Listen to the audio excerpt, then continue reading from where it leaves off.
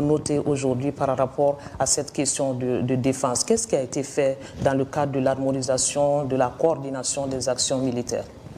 Donc, quand vous regardez de près la charte du Liptako Gourmand ne contenait qu'un seul pilier, le pilier défense et sécurité. Donc, conscient du fait qu'aujourd'hui, on ne peut pas dissocier la défense aux questions de développement. Et comme on le dit, sans le carburant, le char ne marchera jamais. Donc, aussi conscient du fait que sans une diplomatie soutenue, ces deux piliers ne pourront pas prospérer. Raison pour laquelle, lors de la déclaration de Niamey, nous avons décidé qu'il a consacré plutôt la création de la Confédération. Donc pour élargir le pilier de défense aux deux autres piliers, à savoir défense, sécurité, et développement et diplomatie.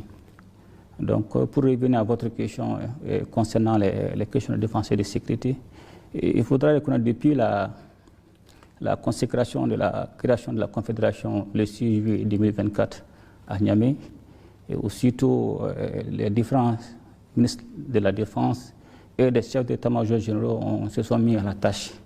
D'abord, en un premier temps, il y a eu la mise en place des officiers de liaison dans les différents pays afin de coordonner les différentes opérations. Ensuite, il y a une phase de montée en puissance pour aboutir à la force unifiée.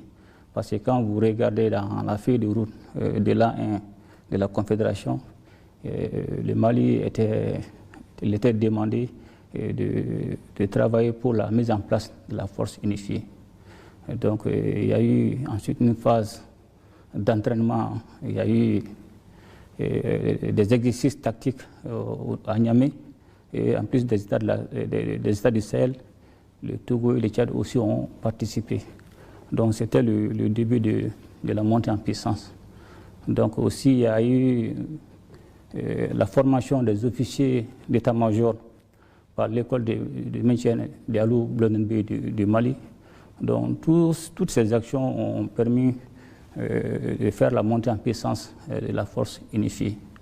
Donc comme vous êtes rendu compte, on a mis l'étendard de la force unifiée.